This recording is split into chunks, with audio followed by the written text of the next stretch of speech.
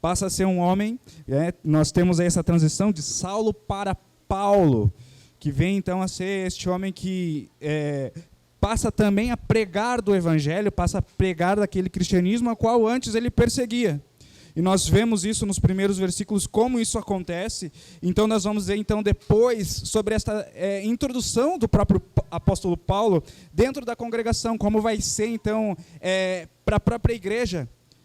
Isso tinha acontecido porque imaginamos que essa igreja talvez tinha um certo ainda ressentimento, talvez olhava e, opa, esse cara aqui podia, sei lá, antes nos matar. Mas nós vamos ver como o Senhor mesmo ele vai introduzir Paulo dentro da própria igreja, vamos ver como isso vai acontecer. E nós vamos perceber depois, na própria narrativa, que o apóstolo Paulo, depois ele mesmo, aquele que antes sofria perseguição, agora, aquele que perseguia, agora ele sofre perseguição. E dando sequência, nós vamos então chegar até o que está acontecendo com a própria igreja. Vai dizer ali no verso 31 do capítulo 9, que a igreja tinha paz por toda a Judeia, Galileia, Samaria, edificando-se, caminhando no temor do Senhor, e no consolo do Espírito Santo crescia em número.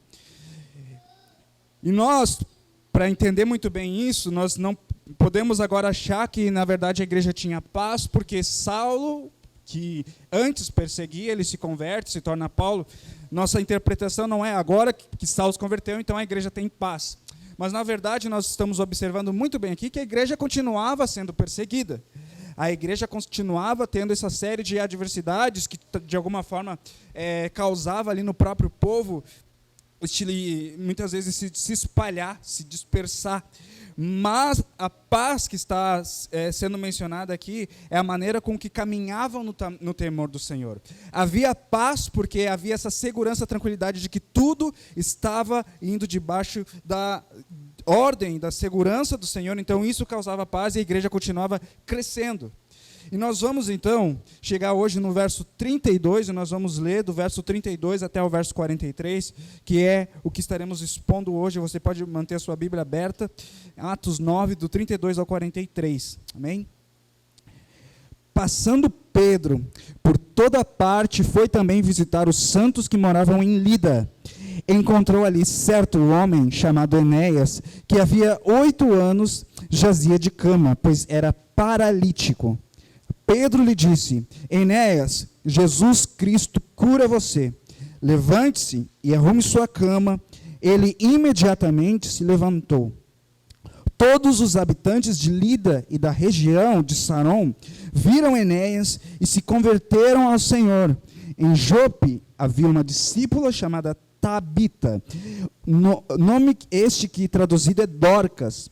Ela era notável pelas boas obras e esmolas que fazia. Aconteceu que naqueles dias ela adoeceu e veio morrer. Depois de a levarem, puseram o corpo num quarto do andar superior. Como Lida ficava perto de Jope, os discípulos, ouvindo que Pedro estava ali, enviaram-lhe 2 homens com o seguinte pedido: não se demore em vir até nós. Pedro se aprontou e foi com eles. Quando chegou lá, eles o levaram ao quarto do andar superior.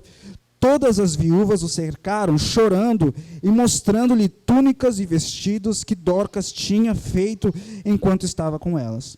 Mas Pedro mandou que todos saíssem, ajoelhou-se e orou. Depois, voltando-se para o corpo, disse: Tabita, levante-se. Ela abriu os olhos e, vendo Pedro, sentou-se. Ele, dando-lhe a mão, ajudou a ficar em pé e, chamando os santos, especialmente as viúvas, apresentou-lhes a viva, e isto se tornou conhecido em toda a cidade de Jope, e muitos creram no Senhor. Pedro ficou em Jope muitos dias na casa de um curtidor chamado Simão. Amém? Vamos orar, gente. Senhor, muito obrigado por tua palavra. Muito obrigado, Senhor, porque o Senhor se revela a nós. O Senhor fala conosco, Pai, através da tua palavra que é viva, que é transformadora, que nos enche, Senhor, de alegria e confiança em ti.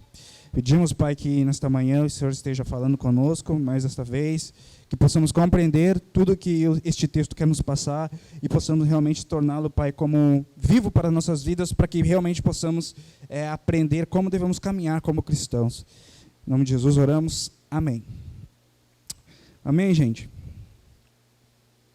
Então, nós, como falamos em nossa pequena recapitulação, e como também o contexto que se estava dando a este próprio texto, nós vamos ver agora no verso 32 que Pedro, ele ia por toda parte visitando ali as igrejas que estavam se formando, na verdade, os cristãos que se estavam unindo à igreja. E é muito interessante que, para a gente entender muito bem, né, realmente o contexto de que tudo isso está acontecendo, nós precisamos analisar algumas coisas. O primeiro ponto é que a igreja havia passado por este momento de perseguição. A igreja estava passando por um momento de perseguição, ao qual fez com que realmente eles se dispersassem. E essa dispersão não vai se dar no sentido de que eles estavam simplesmente fugindo para ficar escondidos e ali todo mundo quietinho, né, sem viver a vida cristã de fato. Mas há uma dispersão que vai levar estes irmãos, então, a realmente viver o Evangelho, pregar o Evangelho, viver o cristianismo, vivendo como verdadeiros seguidores de Cristo. Em Atos, no capítulo 8, verso 1, a gente vai voltar uns capítulos para analisar, diz ali que o Saulo consentia na morte de Estevão, nós já expomos sobre isso, e naquele dia teve uma grande perseguição contra a igreja em Jerusalém, e todos, exceto os apóstolos, foram dispersos pelas regiões de Judeia e da Samaria. Então, Pedro, nós estamos agora voltando para o 9, Pedro, ele sai a visitar aquilo que estava acontecendo em consequência dessa dispersão, que todos saíram de Jerusalém, apenas os apóstolos haviam ficado em Jerusalém, mas eles não ficaram ali totalmente inerentes ou, de alguma forma, isentos de tudo o que estava acontecendo no crescimento dessa igreja. Eles estavam sim participantes. Então, nós podemos até observar isso no próprio verso 14, que diz que quando o evangelho ele chega em Samaria, Filipe está pregando para os samaritanos, acontece algo. Quando os apóstolos, 8,14, quando os apóstolos que estavam em Jerusalém, lembram, eles ficaram em Jerusalém, eles ouviram que o povo de Samaria tinham recebido a palavra de Deus, eles enviaram quem? Pedro e João. Então, dentro dessa grande dispersão, nós vamos ver como o Senhor vai usar a própria perseguição que estava acontecendo ali para fazer com que a igreja cresça. Eles não se dispersam apenas a nível de saíram, cada um para o seu lado, cada um viver a sua vida, cada um viver as suas próprias coisas da sua própria maneira. Não, eles se dispersam, eles se espalham, porém vivendo ainda a verdade genuína do Evangelho, crescendo como igreja. A igreja, a partir dessa perseguição, ela cresce.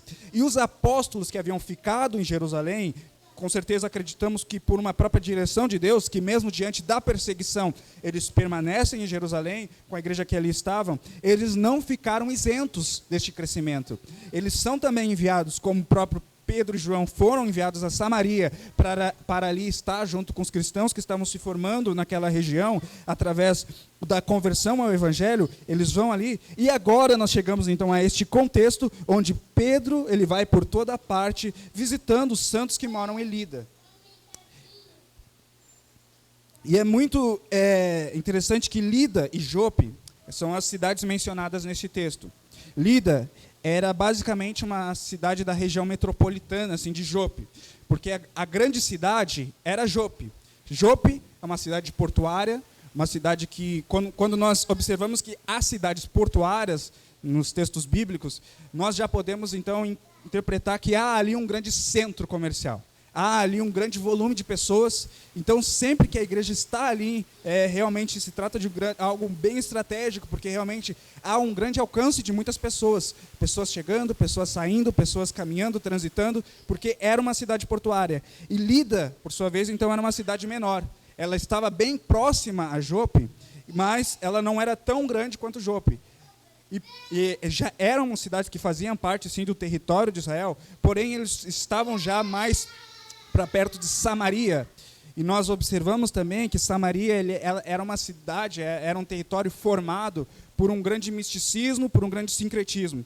Mas nós estamos olhando que com o poder do Evangelho e com Cristo à frente de tudo isso, o Evangelho vai crescendo, a igreja vai crescendo, as pessoas vão se convertendo, e agora nós estamos observando que há uma igreja se formando ali, num território totalmente central, um território grande, mas dentro de um contexto de perseguição, dentro de um contexto de adversidade. E isso, irmãos, nos dá realmente uma ênfase grande para esta questão de não temer a perseguição. Porque sempre que se fala em perseguição, eu sei que causa em nós um grande, talvez, temor, quando nós escutamos os relatos dos nossos irmãos que vivem em perseguição, em territórios totalmente adversos, em territórios realmente hostis contra o cristianismo, nós temos este certo pavor, este medo. Mas olhe como o próprio Deus, direcionando a sua igreja, Ele faz com que ela cresça mesmo na adversidade. Mesmo em períodos difíceis, a igreja está crescendo, ela está se fortalecendo e ela está alcançando territórios centrais, estratégicos, para que ela continue crescendo e crescendo. Tudo isso por causa que o próprio Deus está à frente de todas as coisas. Então, irmãos, eu sempre falo e eu sempre repito, e que realmente isso causa em nós essa grande convicção e esperança. Nós não devemos temer a perseguição. Pelo contrário, quando vier a perseguição, nós precisamos estar crentes de que o Senhor está realmente no controle de todas as coisas e confiando nele. A verdade é que nós realmente vivemos num território, num país onde não há. Então a gente, quando escuta alguns relatos, a gente observa a história da própria igreja, a gente escuta o relato de missionários que estão em lugares hostis, a gente sente um certo medo. E muitas vezes a gente vai tentar caminhar na nossa própria sociedade com as questões políticas existentes, e a gente vai tentar se posicionar de alguma forma. Não, vamos defender a igreja, vamos defender as causas da igreja, vamos tentar nos defender aqui, nos unir por causa do posicionamento X, Y. Mas, irmãos, o que nós temos que fazer é viver como cristãos, obedecendo a ordem de Deus Pai, porque é Ele que está fazendo com que a igreja cresça. É Ele que está guiando e direcionando a igreja. Não é nós que vamos criar uma milícia cristã, uma milícia religiosa, para de alguma forma, não, nós vamos aqui defender isso aqui, isso aqui, isso aqui. O que nós temos que fazer é viver como cristãos, observando as instruções bíblicas e confiando que o Senhor está guiando e direcionando a sua igreja. É Ele que está protegendo. Então, como nós estamos observando, a igreja cresce. E nós vamos agora observar um comportamento que realmente me chamou muita atenção quando estava lendo este texto.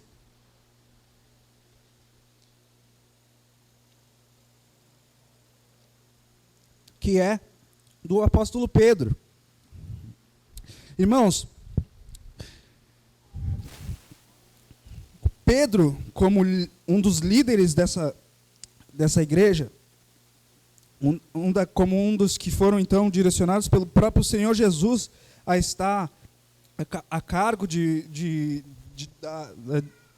como responsável realmente, o líder dessa igreja, ele provavelmente era um dos grandes alvos quando se tratava de perseguição. Com certeza, né, nós podemos observar em alguns capítulos anteriores que Pedro e João já haviam sido interrogados, já haviam sido ali sofrido algumas penitências por conta desta mensagem que era pregada. Então, diante disso, Pedro, para sair visitando igrejas que estavam se formando através desse processo de crescimento, visitando os cristãos, visitando os santos que estavam se formando através deste processo que o Senhor estava direcionando, realmente era algo que trazia risco para a sua vida. E ele, como líder, com certeza, ele tinha respaldo para permanecer em Jerusalém, quietinho. Não saia porque tu pode morrer, não saia porque vão te matar, não saia. Ele tinha esse respaldo. No entanto, ele sai para visitar os cristãos que estavam se formando neste processo de expansão da igreja. E isso nos chama muito a atenção, irmãos. Porque, como nós falamos, nós não vivemos hoje, não vivemos aqui como nação, nós não vivemos uma perseguição a nível do que estamos observando no livro de Atos. Mas nós vemos que o Senhor continua fazendo com que sua igreja cresça. Nós vemos que dentro de qualquer ambiente, nós vemos, por exemplo, aqui quanto congregação, igreja local, nós temos visto, nós temos nos alegrado com as plantações que estão surgindo dentro do nosso próprio meio. É em Itapipoca, é Curitiba, é no Chile, é no Rio de Janeiro, e entre tantos outros sonhos que nós temos de ver como a igreja vai se expandindo. E eu não quero tentar trazer aqui para a placa local, não, nós estamos alegres porque a igreja do Senhor Jesus está crescendo.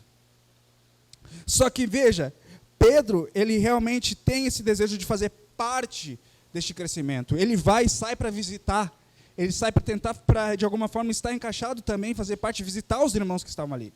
E agora, trago para nós esse questionamento, será que nós estamos realmente nos colocando para fazer parte dessa igreja que está crescendo?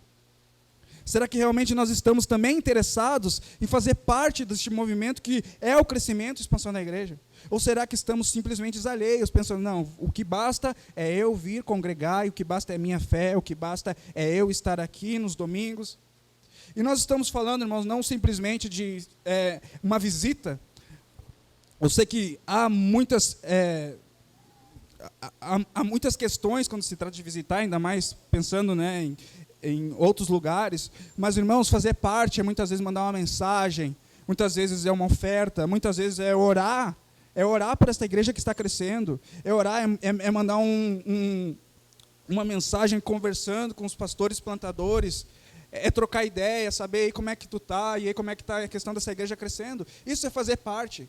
Mas nós não estamos muitas vezes acostumados, porque a igreja está crescendo, mas nós às vezes ainda ficamos simplesmente alheios ao crescimento da igreja, e estamos olhando para quê? Para como nós estamos. Se nós estamos aqui, estamos bem. Se nós estamos no nosso congregar, nós estamos cuidando do nosso dia a dia, cuidando das nossas rotinas.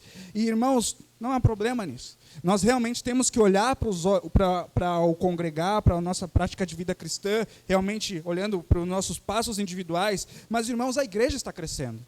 A igreja está crescendo e nós, como aproveitando que nós estamos realmente presenciando este crescimento que o Senhor Deus está dando para a sua igreja, nós precisamos nos tornar participantes disso também. Nós precisamos olhar para os nossos irmãos plantadores, nós precisamos nos importar com esta causa que realmente é a igreja crescendo, saber que tem irmãos novos convertidos que estão se achegando à caminhada cristã, e nós precisamos nos importar com isso também. Nós precisamos olhar com isso como se realmente nós estivéssemos fazendo parte disso, porque a igreja é uma só. A igreja é uma só. Não importa se ela está em Curitiba, se ela está em Itapipoca, se ela está no Rio de Janeiro, se ela está no Chile, se ela está em qualquer outro canto, a igreja é uma só. Então, quando nós escutamos de que há um irmão que se converteu, que está caminhando junto em uma cidade X, nós precisamos nos alegrar também com isso. Nós precisamos realmente fazer parte disso. Mas como nós vamos nos alegrar se a gente nem sabe o que está acontecendo?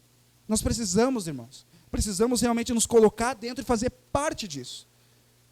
E Pedro, ele nos dá essa lição de que ele realmente saiu para visitar, ele saiu para acompanhar esses irmãos que moravam em Lida e Jope. E aí agora vamos entrar então sobre o milagre que acontece ali. O primeiro milagre narrado é de Enéas, que diz ali que ele encontrou um certo homem chamado Enéas, que havia 8 anos jazia de cama, pois era paralítico.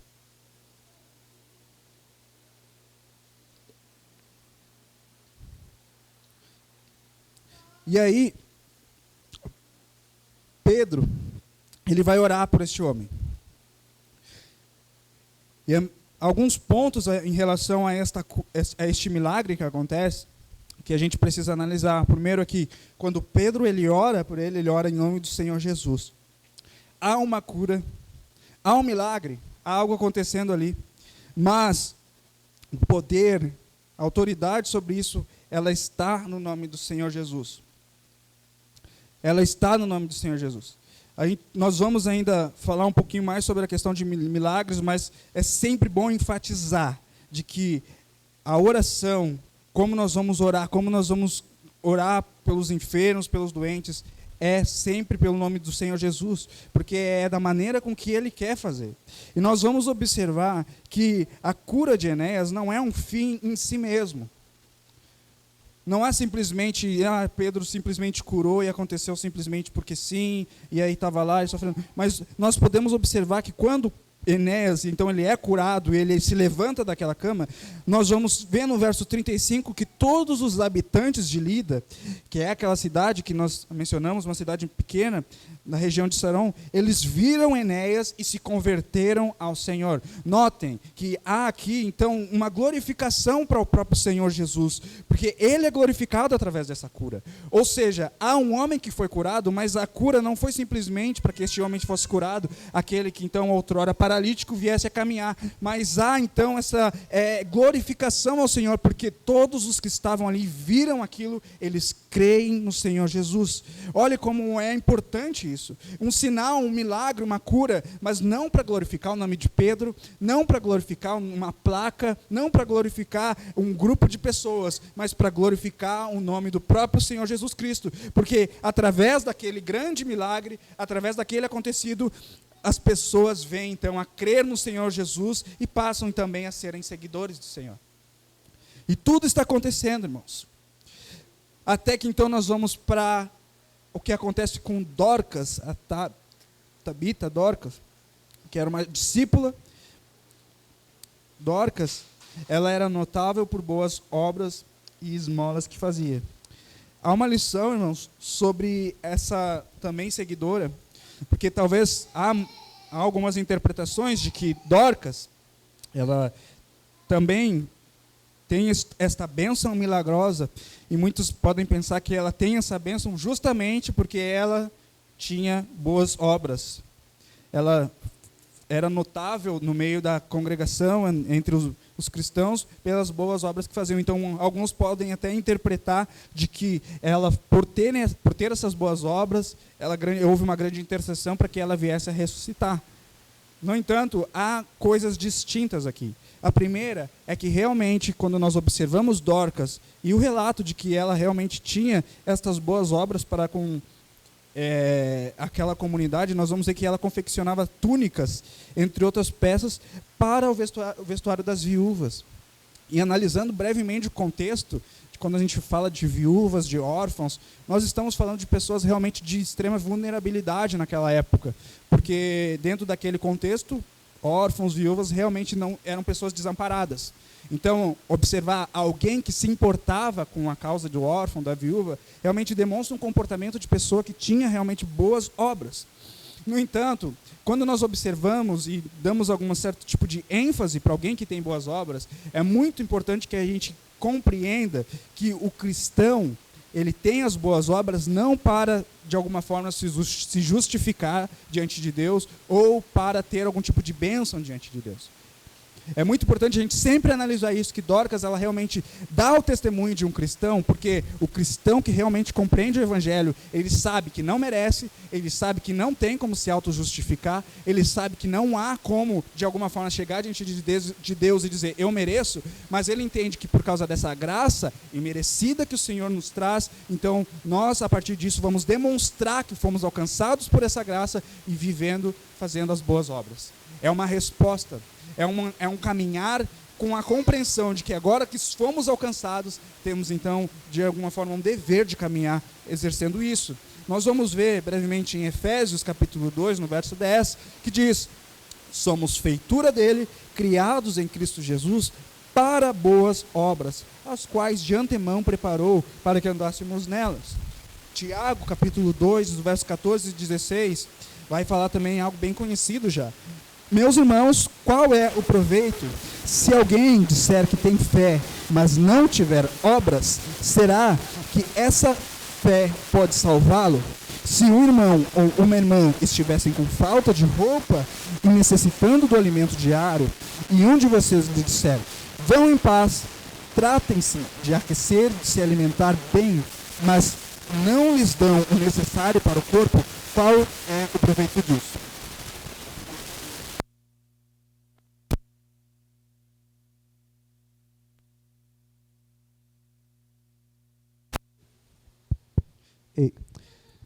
Então, a gente consegue ver, estando nos dois textos, que há sim este comprometimento do cristão para as boas obras. há este comprometimento, o cristão, aquele que realmente foi alcançado, aquele que realmente entende que o Senhor com graça o alcançou, ele agora tem responsabilidade de então exercer as boas obras, como alguém que realmente, através da fé, que foi justificado, ele passa então a confirmar isso através dessas boas obras. E nós, quando analisamos Dorcas, ela realmente entendeu. É muito interessante que realmente houve tristeza dentro daquela comunidade, porque alguém muito querido, uma pessoa que realmente compreendia o Evangelho e apresentava boas obras através dessa graça recebida, essa pessoa ela vem a morrer. Então, quando Pedro ele é chamado para aquele contexto, e há ali, já de alguma forma, uma expectativa, uma fé entre os irmãos que algo acontecesse, porque diz ali que eles chamam Pedro, Pedro venha, porque realmente tinham certa expectativa, e Pedro ele chega até aquele lugar e diz que ele se apronta, ele vai com eles, e aí quando chega lá, manda que todos saiam, e ele se ajoelha e ora, e fala ao Senhor, e então diz, Tabita, levante-se. E ela volta à vida. E nós temos então mais um grande milagre. Nós temos mais uma vez um milagre grandioso aqui. Por quê? Primeiramente, um paralítico, há 8 anos, acamado, e agora alguém que estava morto, vem então a ressuscitar. São 2 milagres grandiosos. Mas, mais uma vez, nós temos o mesmo exemplo, irmãos, de que não é um fim em si mesmo. Não era simplesmente porque essa irmã era muito querida, não era simplesmente porque as pessoas tinham alguma expectativa em Pedro, não era. Mas há ali a confirmação de que quando ela se levanta e se apresenta então às viúvas, isso se torna conhecido em toda a cidade de Jope e muitos creem no Senhor. Observe, irmãos, que tanto o relato de primeiro milagre, quanto o milagre agora da ressurreição de Dorcas, de Tabita, há uma evidência clara de que muitos observam aquilo e venham a crer no Senhor. E nós precisamos também analisar. A gente não quer, porque a gente sabe que tem assuntos aí teológicos que causam alguns muitas vezes, debates acalorados.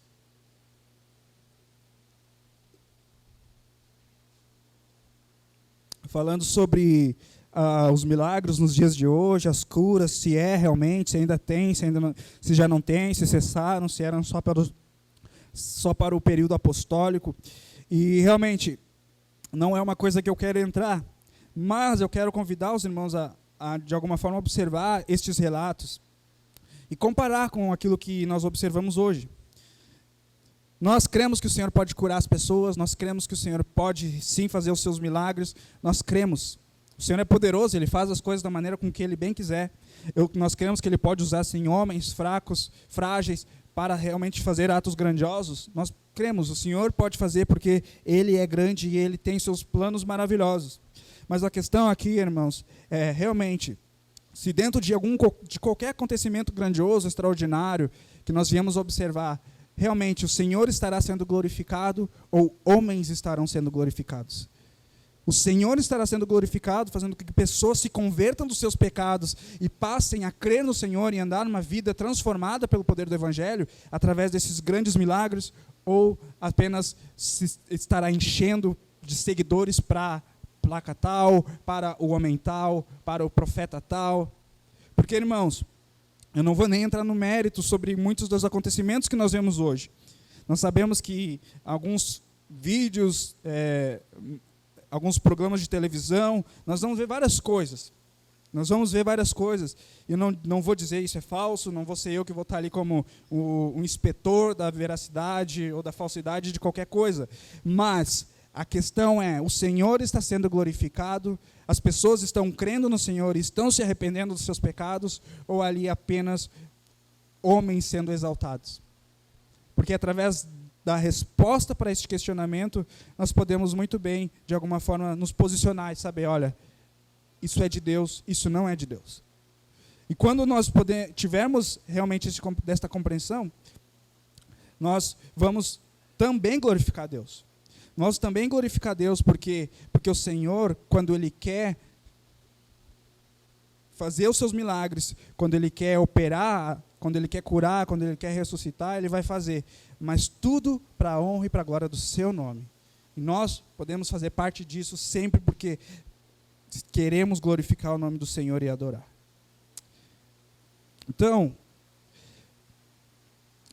finaliza então o capítulo falando sobre Pedro permanecer em Jope.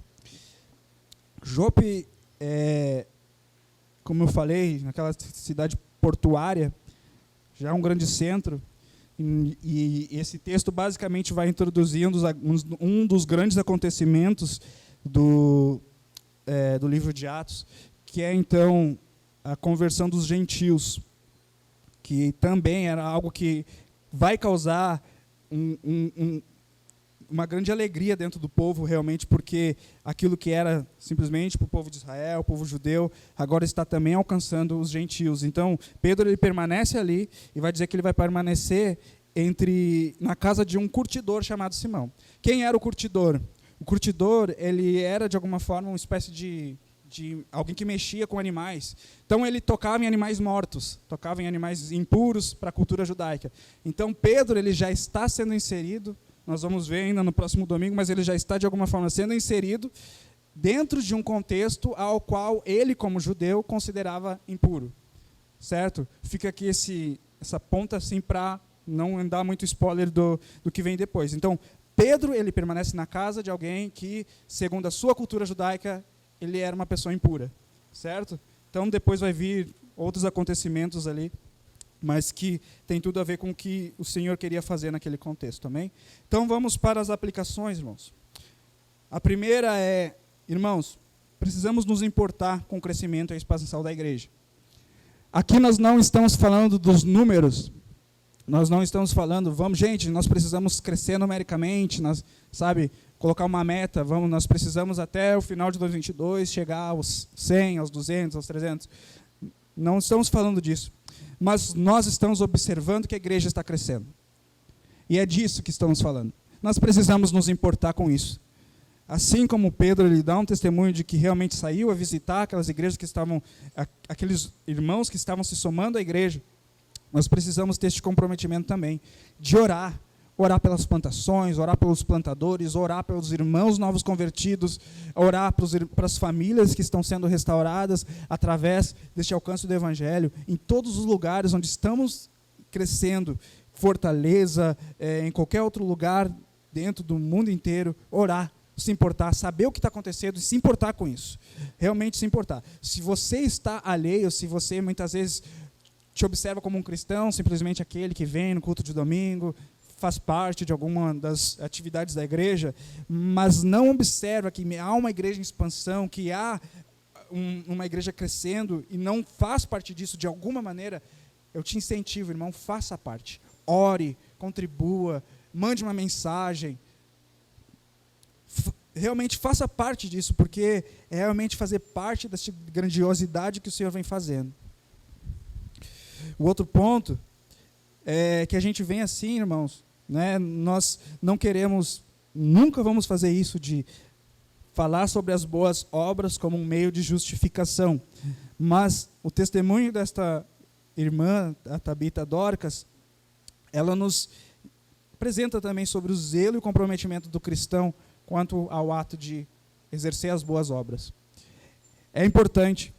E a gente não pode deixar isso desapercebido, porque nós fomos alcançados por uma graça que totalmente merecida, uma graça que realmente nós de forma alguma merecíamos.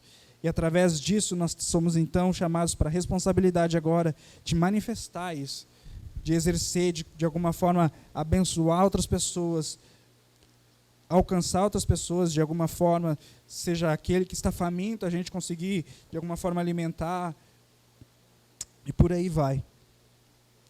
E a última aplicação seria sobre os próprios milagres. Irmãos, nós cremos neste Deus que cura. E eu sei que a gente, em meio a talvez polêmicas, talvez debates teológicos, a gente pode ficar muitas vezes meio, poxa, mas e aí, vale ou não vale? Mas, irmãos, se houver enfermos, se houver algum doente, se houver alguma pessoa que realmente estiver ali e pedir oração, irmãos, ore ao Senhor, porque como vimos Pedro orando pelo nome do Senhor Jesus, é o Senhor Jesus que vai dar a cura. Então, não se exime de orar, nós podemos sim orar, crendo que se o Senhor curar, se o Senhor fizer este ato extraordinário, será para a glória do nome dEle. Será para a glória, não será nada por nós, porque nós oramos, porque a nossa oração é diferente, porque somos os grandes curadores, não, mas porque o Senhor, Ele é grande, Ele faz as coisas, e sempre pensando que não é por um fim em si mesmo, não é porque a minha oração foi forte o suficiente, não, mas o Senhor, Ele realmente tem uma grande obra através de qualquer coisa dessas que venha acontecer. Então, que viemos a fazer isso, amém? Vamos orar. Senhor, muito obrigado pela Tua palavra, obrigado, Senhor, por tudo que temos aprendido, Senhor. Nós te agradecemos e nós te pedimos, Senhor, continua, Pai, falando conosco, que possamos colocar tudo isso, Senhor, como verdade para as nossas vidas, que possamos realmente, Pai, nos importar com essa igreja crescendo, que venhamos, Senhor, a entender a importância de boas obras, não para justificar-nos, mas para engrandecer o Teu nome, Senhor, como quem entende que agora fomos chamados por esta graça. E oramos também, Senhor, para que possamos compreender, Senhor, que os milagres, as curas, elas não são para engrandecer o nome de alguém, senão a Ti, que é o único grande, o único que deve ser glorificado sempre. Amém.